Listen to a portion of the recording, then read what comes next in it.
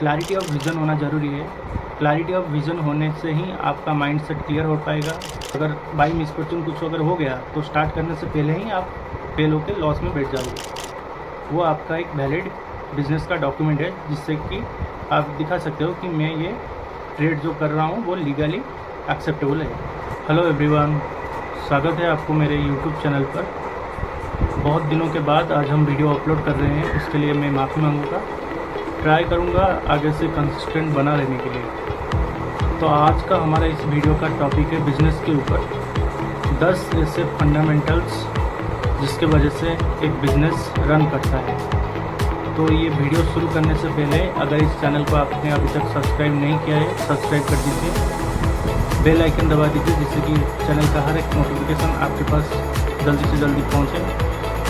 और आपके एक एक सब्सक्राइब के बदले मुझे मोटिवेट होता है और भी ढेर सारे वीडियोस आपके लिए बनाने के लिए। तो सब्सक्राइब कर दीजिए और चलिए शुरू करते हैं इस वीडियो को। तो फंडामेंटल्स के अंदर सबसे पहला बेसिक फंडामेंटल्स आता है एक क्लियर विज़न। कोई भी चीज़ अगर आप स्टार्ट करना चाहते हो तो हमेशा एक क्लियर विज़न होना बहुत ही ज़रूरी है। आप अपने लाइफ में भी कोई भी गोल्स को अगर अचीव करना चाहते हो तो पहला थॉट आपके माइंड में आता है। जब तक वो गोल के ऊपर आपका क्लैरिटी नहीं होता है तब तक आप उस गोल को कभी भी अचीव नहीं कर सकते। उसी प्रकार एक धंधा या फिर एक बिजनेस को स्टार्ट करने से पहले आपको पहले अपने माइंड में क्लियर होना पड़ेगा कि मैं ये क्यों कर रहा हूँ, किसके लिए कर रहा हूँ और ये करने से मुझे क्या होगा, क्या फ़ायदा मिलेगा ये करने से। तो ये क्लैरिटी ऑफ विज़न होना ज़रूरी है। क्लैरिटी ऑफ विज़न होने से ही आपका माइंड सेट क्लियर हो पाएगा।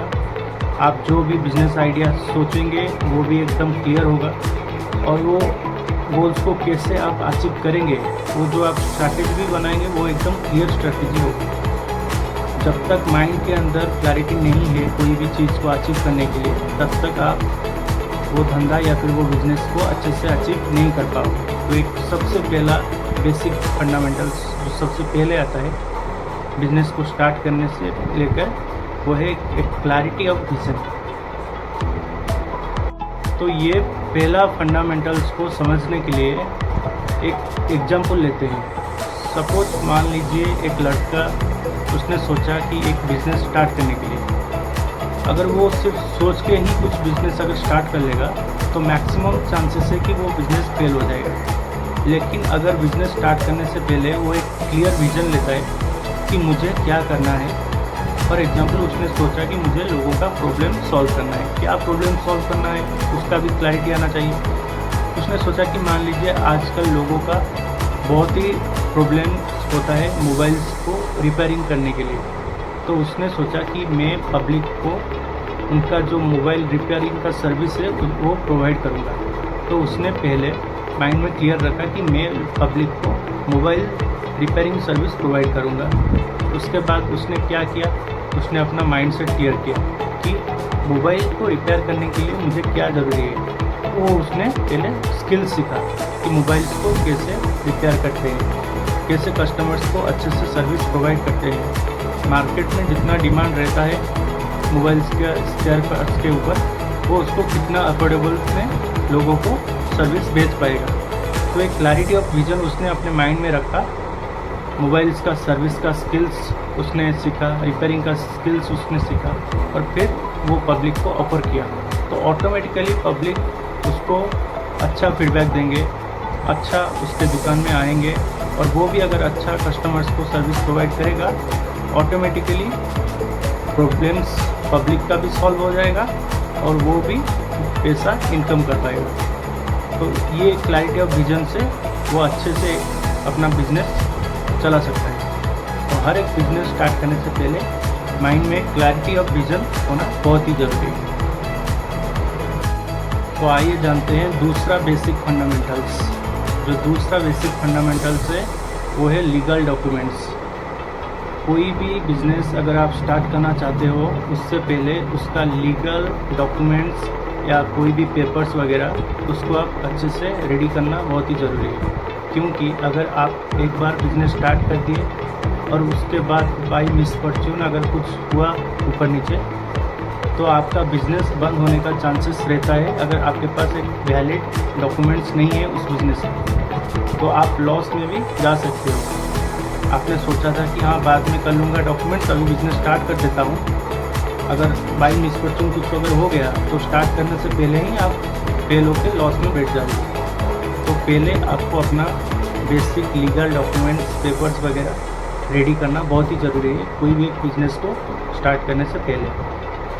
लीगल डॉक्यूमेंट्स में क्या क्या आता है? पहले आता है प्रॉपर्टी ओनर का आइडेंटिटी प्रूफ, जैसे कि उसका आधार कार्ड, पैन कार्ड। उसके बाद आता है जीएसटी रजिस्ट्रेशन, जिससे कि आप सरकार को टैक्स दे सके जो भी आप इनकम कर रहे हो या प्रॉपर्टी या फिर जो भी प्रोडक्ट्स या सर्विस आप ट्रेड कर रहे हो। तीसरा आता है आपका उद्यम सर्टिफिकेट। उद्यम सर्टिफिकेट से सरकार आपको इंडिकेट करता है कि आप कौन से कैटेगरीज में आते हो, मीडियम में आते हो या फिर स्मॉल में आते हो।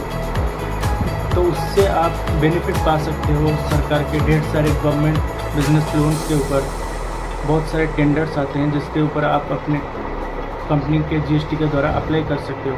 तो उद्यम सर्टिफिकेट ज़रूरी है। और तीसरा आता है trade licence. Trade licence basically आपके जो लोकल म्यूनसिपैलिटी अथॉरिटी है वहीं से आप अप्लाई कर सकते हो। वो आपका एक वैलिड बिजनेस का डॉक्यूमेंट है जिससे कि आप दिखा सकते हो कि मैं ये ट्रेड जो कर रहा हूँ वो लीगली एक्सेप्टेबल है। और आपका बेसिक अगर कोई रेंटल एग्रीमेंट है या फिर सेल डीड एग्रीमेंट है वो भी आपका प्रॉपर होना चाहिए। तो ये कुछ बेसिक डॉक्यूमेंट्स जो आपको हमेशा रेडी करना चाहिए कोई भी बिजनेस को स्टार्ट करने से पहले। तो तीसरा बेसिक फंडामेंटल्स है मार्केटिंग या फिर सोशल मीडिया प्रमोशन। सपोज आपने एक दुकान स्टार्ट कर दिया है, एक बिज़नेस आपने स्टार्ट कर दिया है, उसके ऊपर आपने लीगल जो डॉक्यूमेंट्स थे, पेपर्स थे वो भी रेडी कर चुके हैं, अभी आप बिज़नेस स्टार्ट कर रहे हैं, तो उसका कोई भी चांसेस नहीं बनता कि लोग आपके पास आए, क्योंकि आप कोई शाहरुख खान या फिर कोई सेलिब्रिटी नहीं हो जो आपको हर कोई जानता है। आप दुकान खोले और लोग अपने आप चले गए आपके पास। तो आपको अपने धंधे को स्टार्ट करने के बाद मार्केटिंग करना बहुत ही ज़रूरी है, जैसे कि लोग आपके बिज़नेस के बारे में जान सकें। तो आपको इनिशियली अपने दुकान को या फिर अपने बिज़नेस को मार्केटिंग करना बहुत ही ज़रूरी है। मार्केटिंग करने के लिए बहुत ही तरीके होते हैं। आप पैम्पलेट बंटवा सकते हो, जगह जगह पर होर्डिंग लगा सकते हो अपने दुकान का, तो ऑटोमेटिकली लोग जानने लगेंगे कि आपने एक दुकान या फिर बिज़नेस कोई स्टार्ट किया है। लेकिन आज के ज़माने में अगर आपने सोशल मीडिया के थ्रू कोई भी अगर मार्केटिंग नहीं चला रहे हो तो आप पीछे रह जाओगे, क्योंकि आजकल हर कोई व्यापार, हर कोई बिजनेसमैन अपने बिजनेस को सोशल मीडिया के थ्रू प्रमोशन कर रहा है, जिससे कि वो एक जगह पर बैठकर ऑल इंडिया कवर कर सके, अपने दुकान का या फिर बिज़नेस का मार्केटिंग कर सके। और उसका खर्चा भी कम हो जाता है अगर वो सोशल मीडिया के थ्रू मार्केटिंग करता है। तो आपको सोशल मीडिया का यूज़ अच्छे से करना पड़ेगा अगर आपको अपने बिज़नेस को अच्छे से मार्केटिंग करना है। Social media just like Facebook हो गया, इंस्टाग्राम हो गया, यहाँ पे आप आर्ट्स चलाकर अच्छे से आपका बिज़नेस चला सकते हैं, रन कर सकते हैं। और अगर आपका कोई वेबसाइट है, वेबसाइट भी बना सकते हैं, उसके थ्रू भी आप सेल कर सकते हैं कुछ भी। तो ये डिफरेंट तरीके हैं, आपको स्टडी करना पड़ेगा कि इसको सोशल मीडिया के थ्रू कैसे मार्केटिंग करते हैं, डिजिटल एजेंसी से कैसे करते हैं, ये सब आपको धीरे धीरे सीखना पड़ेगा। तो social media marketing is a must after you start A business. तो चौथा बेसिक प्रिंसिपल आता है सेल्स। अगर बिजनेस में सेल्स ही नहीं होगा तो समझ लीजिए वो बिजनेस ही नहीं है। बिजनेस का हर डिपार्टमेंट एक तरफ और सेल डिपार्टमेंट एक तरफ। जब तक बिजनेस में सेल चलता रहेगा तब तक बिजनेस चलता रहेगा, क्योंकि सेल्स ही बिजनेस का सोल है। आप कुछ भी बेचिए मार्केट में, कुछ भी एरा गेरा कोई भी चीज़ आप बेचते रहिए, अगर वो चीज़ सेल होता रहेगा तो समझ लीजिए आपका पैसा आता है, आप बिज़नेस रन कर रहे हैं। अगर सेल ही बंद है तो इसका मतलब वो बिज़नेस स्टॉप है। तो सेल्स को बिज़नेस का सोल कहा जाता है। क्योंकि without selling their is nothing business. तो सेल्स को मास्टरी करने के लिए आपको सेल्स का कुछ टेक्निक्स, सेल्स स्किल्स वो सब समझना पड़ेगा। कैसे हम एक प्रोडक्ट या फिर कोई भी सर्विस को सेल करते हैं मार्केट में, जिससे कि हमारा बिजनेस होता रहे और हम इनकम करते रहे। तो सेल्स बहुत ही इम्पोर्टेंट फैक्टर है, एक बेसिक प्राइमरी फंडामेंटल है कोई भी बिजनेस को रन करने के लिए। एक किसी ने कहावत कहा था कि सेल्स से कैश फ्लो होता है और cash flow is the blood of the business. तो ये आपको हमेशा याद रखना पड़ेगा कि मैं कोई भी चीज़ अगर मैं ऑफ़र कर रहा हूँ पब्लिक को, तो उसका सेल्स हमेशा होता रहे। फॉर एग्जांपल, एक छोटा सा कोई पान का दुकान है जहाँ पर अच्छा खासा भीड़ रहता है, क्योंकि वो अच्छे से अच्छा पान पब्लिक को ऑफर करता है और लोग आके खा के जाते हैं उस दुकान से। तो जब तक वो पान का क्वालिटी अच्छा उसने प्रोवाइड किया है, तब तक वो पान का सेलिंग होता रहेगा और लोग आते जाते रहेंगे और उसका सेल्स चलता रहेगा, तो वो दुकान अच्छे से ग्रो कर पाएगा। लेकिन आपने देखा होगा कहीं कहीं बड़े बड़े शोरूम, बड़े बड़े ब्रांड्स के दुकान भी कुछ साल के बाद बंद हो जाता है, क्योंकि उनका अगर वीक है सेल डिपार्टमेंट, तो वो जितना भी बड़ा बिजनेस है वो आज नहीं तो कल बंद हो ही जाएगा। तो हमेशा बिजनेस को अगर रन करना है, अच्छे से चलाना है, तो selling is the most important factor in all the basic fundamentals. तो इसको आप हमेशा याद रखें। तो 5वें नंबर पे आता है market research and analysis.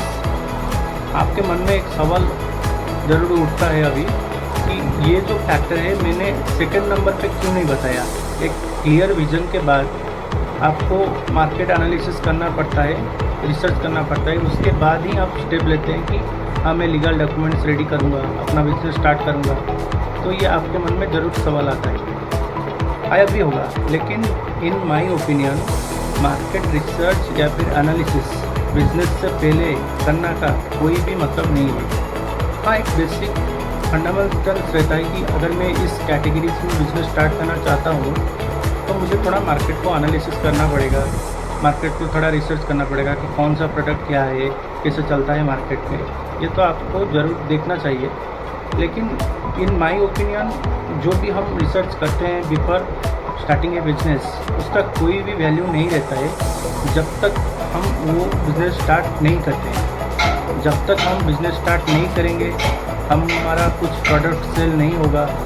Cell अगर बढ़ता है तो हमको उसका भी एनालिसिस करना है, सेल अगर कोई महीने में कम होता है तो उसका भी हमको डाटा रखना चाहिए। उसके बाद ही हम अच्छे से एनालिसिस कर पाएंगे कि मार्केट में अभी करेंटली क्या चल रहा है, कौन से टाइम पे सेल्स ज़्यादा आता है, कौन से टाइम में सेल्स कम होता है, क्यों होता है, वो उसका फैक्टर क्या है।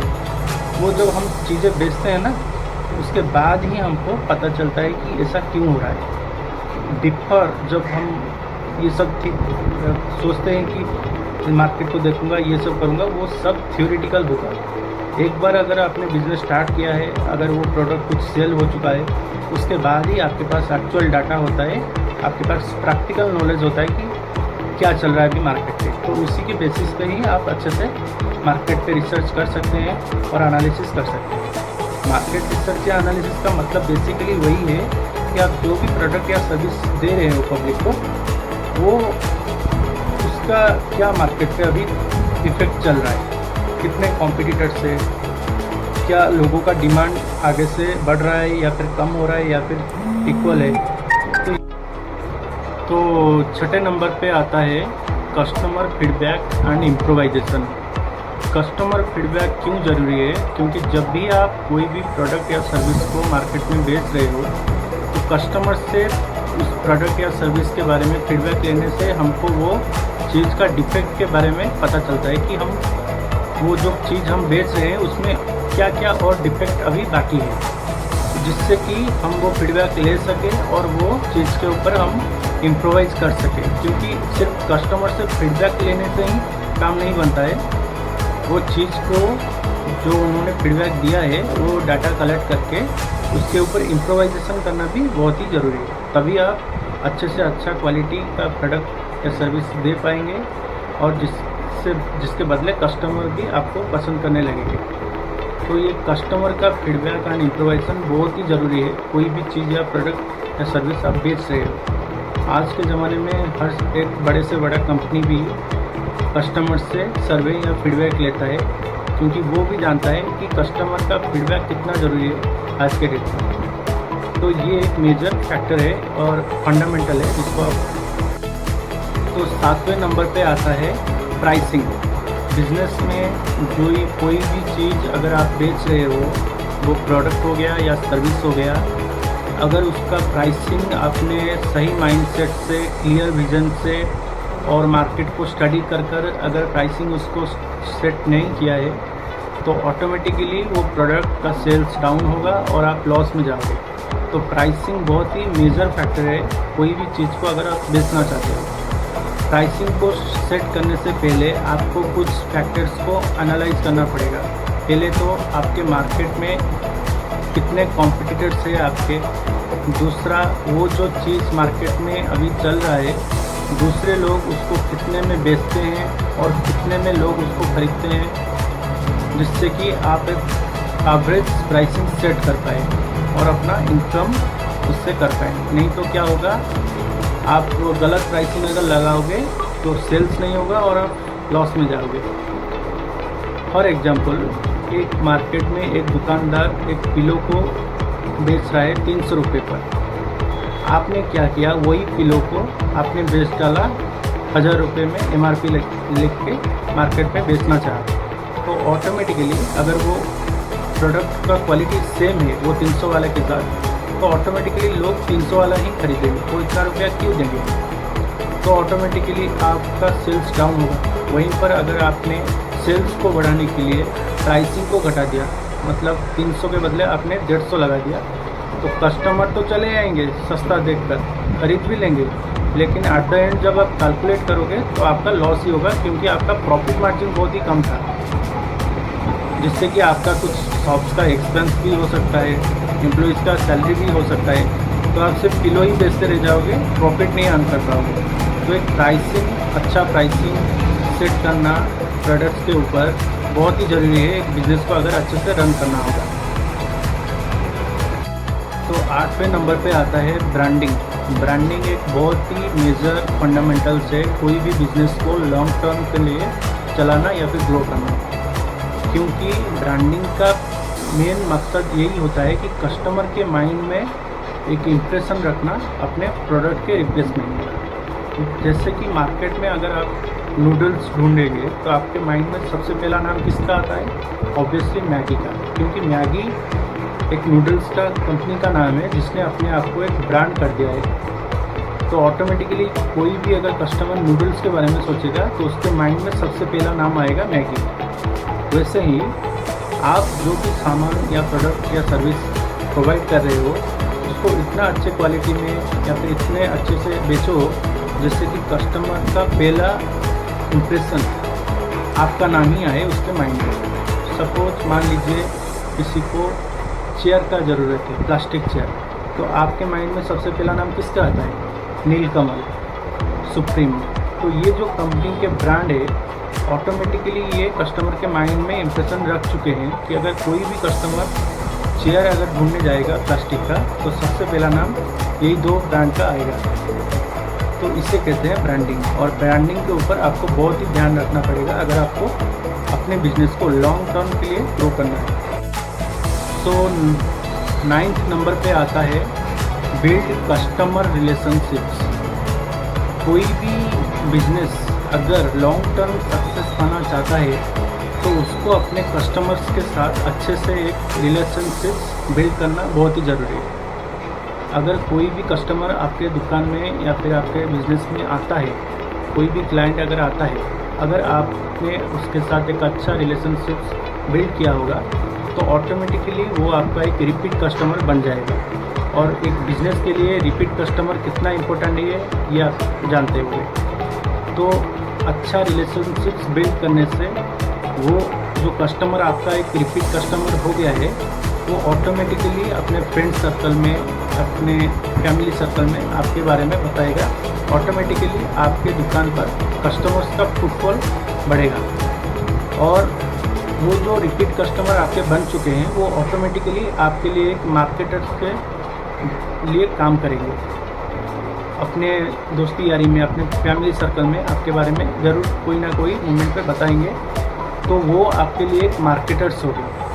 तो कस्टमर्स के साथ अच्छे से रिलेशनशिप बिल्ड करने से आपको ढेर सारे फ़ायदे होंगे, क्योंकि बिजनेस का मतलब सिर्फ मार्केट में जाकर चीज़ों को सेल करना ही नहीं है, कस्टमर के साथ रिलेशनशिप भी बिल्ड करना बहुत ही ज़रूरी है। क्योंकि एक अच्छा बिजनेस का सबसे बड़ा मार्केटिंग का स्ट्रैटेजी है एक गुड स्प्रेड ऑफ माउथ। एक छोटे से छोटा दुकान भी अगर कोई कॉलोनी के अंदर होगा, अगर वो अच्छे से अच्छा चीज़ बेचा होगा, तो अगर अच्छा स्प्रेड ऑफ माउथ उस दुकान के बारे में होगा ना, तो लोग कहीं कहीं दूर से भी उस दुकान के अंदर आएंगे। तो एक अच्छा स्प्रेड ऑफ माउथ तभी बन पाएगा जब आप अपने कस्टमर के साथ अच्छे से रिलेशनशिप्स बिल्ड कर पाएंगे। तो 10वें नंबर पे जो बेसिक फंडामेंटल्स के बारे में अभी हम जानेंगे।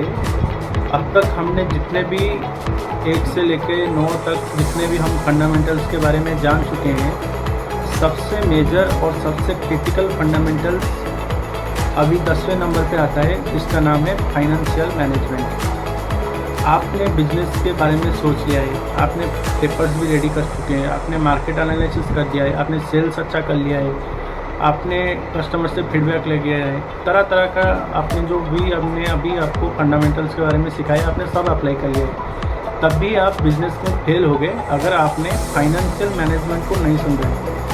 फाइनेंशियल मैनेजमेंट का मतलब है कि आपने बिजनेस स्टार्ट करने से पहले कितना पैसा इन्वेस्ट किया है, जिसको हम कैपिटल बोलते हैं। जितना आपने इन्वेस्ट किया है उसमें उस प्रोडक्ट ने आपको कितना ROI दिया है। ROI का मतलब होता है रिटर्न ऑन इन्वेस्टमेंट। उसके बाद आपने कितना अपने शॉप्स के ऊपर एक्सपेंस कर चुके हैं। आपका डेली बेसिस पे कुछ ना कुछ खर्चा रहता ही है। उसके बाद अगर आपके पास एम्प्लॉय होगा तो एम्प्लॉय का सैलरी है। वो जो प्रोडक्ट या इन्वेंट्री में अभी बच चुका है, तो अगर आपने 10 आइटम ऑर्डर किए तो 10 के 10 तो नहीं बेचे होंगे ना, 4-5 ही बेचे होंगे, 4-5 बच चुका होगा।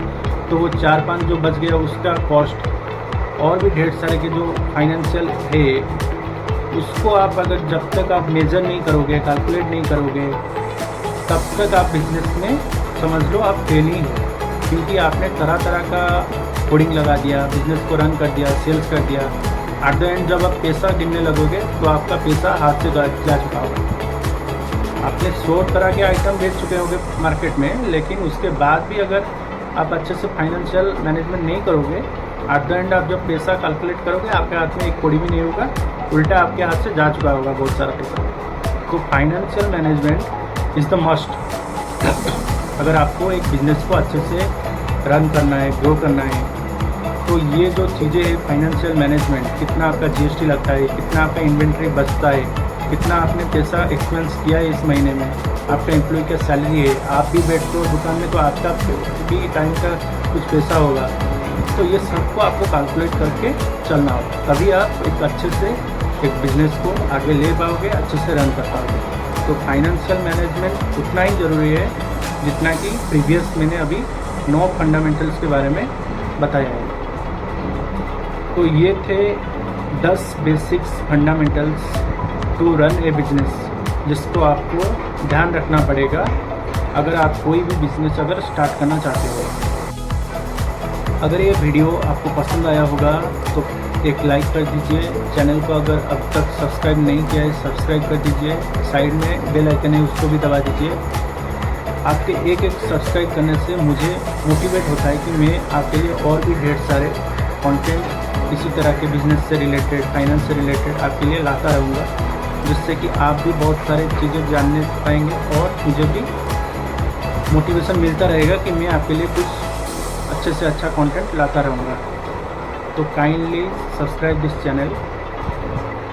जब अगर इस चैनल में 100 सब्सक्राइबर अगर हो जाएगा तो मेरे तरफ से एक फ्री गिवअवे रहेगा मेरे सब सब्सक्राइबर्स के लिए।